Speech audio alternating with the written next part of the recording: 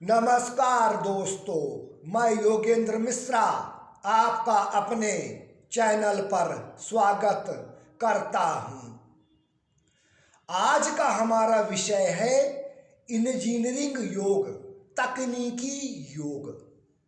मित्रों, एक जन्म कुंडली बना के मैं चार्ट पेपर पे आपके सामने लाया हूं। मित्रों, ये लग्न लिखा हुआ है। लग्न जो होता है मित्रों, वो जन्म कुंडली का पहला भाव होता है। लग्न को जन्म कुंडली का पहला भाव माना जाता है। ये हमारा दूसरा भाव होता है, ये तीसरा भाव होता है, ये चौथा भाव होता है, ये पांचवा भाव होता है, ये छठा भाव होता है, ये सातवां भाव होता है, ये आठवां भाव होता है, ये नौवां भाव होता है, ये 10वां भाव होता है, ये 11वां भाव होता है और आपका ये 12वां भाव। तो जन्म कुंडली में 12 भाव होते हैं और इन भावों को 1 2 3 4 5 6 7 8 9 10 11 12 इस प्रकार गिना जाता है। इन भावों को जन्म कुंडली के भावों की गणना इस प्रकार की जाती है 1 2 3 4 5 6 7 8 9 10 11 12, ना कि इस तरीके से। इस तरह मत करिएगा मित्रों, ये ध्यान में रखिएगा। जब भी जन्म कुंडली को आप देखिएगा तो भावों की गणना इस तरीके से करिएगा। पहला भाव, चौथा भाव, सातवां भाव और 10वां भाव, ये केंद्र के भाव हो गए मित्रों। पहले भाव को केंद्र का भाव कहा जाता है, चौथे भाव को केंद्र का भाव कहा जाता है, सातवें भाव को केंद्र का भाव कहा जाता है, 10वें भाव को केंद्र का भाव कहा जाता है और इन केंद्र के भावों को विष्णु स्थान कहा जाता है। 5वां भाव त्रिकोण का होता है और 9वां भाव त्रिकोण का होता है। 5वें भाव को और 9वें भाव को त्रिकोण का भाव कहते हैं। परम शुभ भाव माने जाते हैं 5वां और 9वां भाव। तो 5वें भाव को और 9वें भाव को लक्ष्मी स्थान कहते हैं। त्रिकोण भाव को लक्ष्मी स्थान बोला जाता है और केंद्र के भाव को विष्णु स्थान बोला जाता है। तो मित्रों, आज जो हमारी चर्चा चल रही है वो इंजीनियरिंग योग पे, तकनीकी योग पे हो रही है आज हमारी चर्चा मित्रों। तो मित्रों, हर माता पिता की इच्छा होती है कि उसके बच्चे पढ़ लिख कर अपने जीवन में सफल हों। वे अपने बच्चों की जन्म कुंडली लेकर हमारे पास आते हैं और कहते हैं कि गुरुजी, हमारे बच्चे की जन्म कुंडली में डॉक्टर, इंजीनियर, आईएएस, पीसीएस बनने का योग है।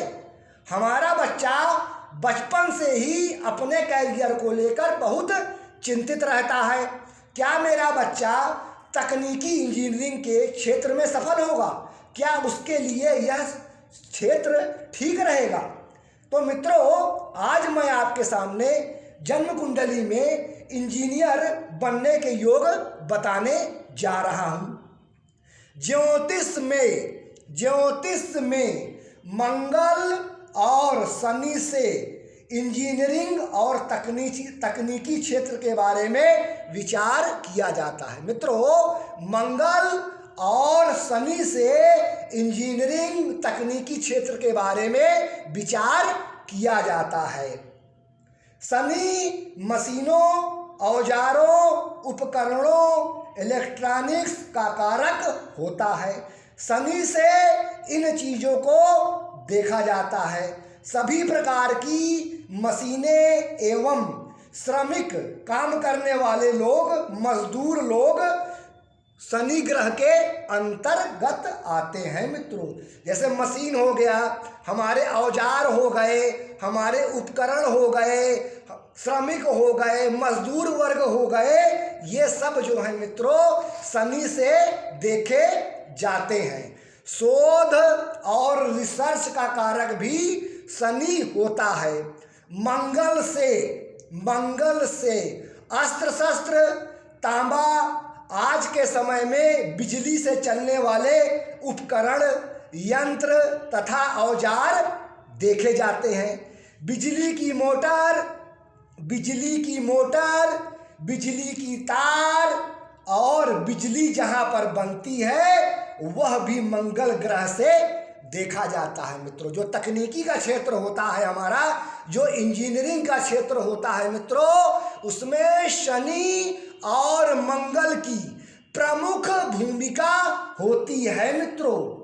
किसी भी व्यक्ति की कुंडली में मंगल और शनि मजबूत होते हैं और उनका संबंध दशम भाव से बने तो इंजीनियरिंग तकनीकी की योग बनते हैं मित्रों। क्योंकि जन्म कुंडली का दशम भाव हमारे काम का होता है, हमारी आजीविका का होता है, हमारे कर्म का होता है।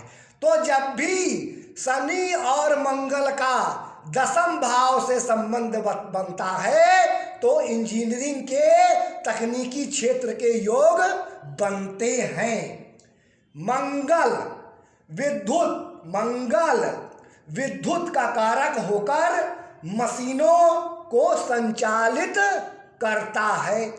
शनि और मंगल तकनीकी कार्यों और टेक्नोलॉजी में अपनी विशेष भूमिका निभाते हैं मित्रों।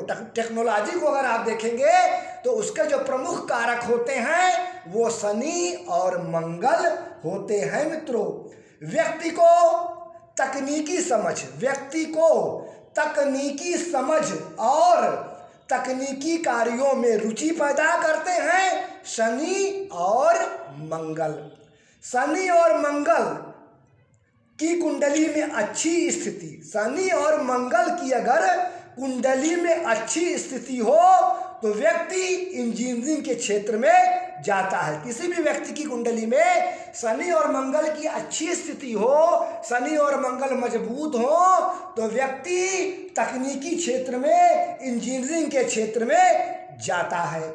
शनि मैकेनिकल इंजीनियरिंग और गाड़ियों, वाहनों और मशीनों से जुड़े कार्यों में सफलता देता है। वहीं मंगल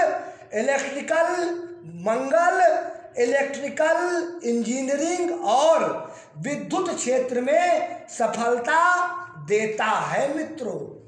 जन्म कुंडली में इंजीनियरिंग के योग को देखते समय मंगल और शनि की स्थिति के साथ दशम भाव व एकादश भाव को भी देखना अत्यंत आवश्यक होता है मित्रों। इंजीनियरिंग तकनीक के योग के लिए मंगल और शनि को तो आप देखिए ही, लेकिन साथ में दशम भाव को और 11वें भाव को भी आप देखिए। क्योंकि कुंडली का दशम भाव हमारे काम का होता है, हमारे कैरियर का होता है, हमारे जॉब का होता है, और 11वां भाव हमारे आय का होता है, लाभ का होता है, धन का होता है। अगर इन भावों पर मंगल और शनि का शुभ प्रभाव हो तो व्यक्ति तकनीकी के क्षेत्र में विशेष सफलता प्राप्त करता है मित्रों। मंगल इलेक्ट्रॉनिक्स का कारक है मित्रों, मंगल इलेक्ट्रॉनिक्स का कारक है और शनि मशीनों का कारक है। मंगल से इलेक्ट्रॉनिक चीज़ों को देखा जाता है और शनि से मशीनों को देखा जाता है। यदि ये दोनों ग्रह कुंडली में बली हैं तो व्यक्ति टेक्नोलॉजी के क्षेत्र में जाता है और सफल होता है और अपने जीवन में धन कमाता है। जन्म कुंडली के दशम भाव में शनि बलवान होकर स्थित हो तो व्यक्ति सफल इंजीनियर बनता है। कुंडली के दशम भाव पर मंगल अगर बलवान होकर स्थित हो तो व्यक्ति के तकनीकी क्षेत्र में जाने का योग बनता है। ऐसे लोग जो है अपने जीवन में सफल इंजीनियर बनते हैं मित्रों, जिनके दशम भाव पे मंगल और शनि का शुभ प्रभाव होता है मित्रों। जन्म कुंडली में शनि की प्रधानता जन्म कुंडली में शनि की प्रधानता होने पर व्यक्ति मैकेनिकल, वाहन और मशीनों से जुड़े कार्यों को करता है। वहीं मंगल प्रधान व्यक्ति सिविल इंजीनियरिंग और इलेक्ट्रिकल के क्षेत्र में सफलता प्राप्त करता है। मित्रों, जन्म कुंडली में शनि और मंगल का बली होना व्यक्ति के अंदर तकनीकी कार्यों के प्रति रुचि तो देता है, परंतु अच्छी शिक्षा और बौद्धिक क्षमता के बिना इस क्षेत्र में आगे बढ़ना संभव नहीं होता। इसलिए कुंडली में पांचवें भाव तथा पांचवें भाव के स्वामी पंचमेश बुध और देवगुरु बृहस्पति की स्थिति को देख लेना चाहिए, क्योंकि जन्म कुंडली के पांचवें भाव से हम व्यक्ति की शिक्षा एवं रोजगार को देखते हैं और शिक्षा के लिए ग्रहों में देवगुरु बृहस्पति और बुध देव को देखते हैं।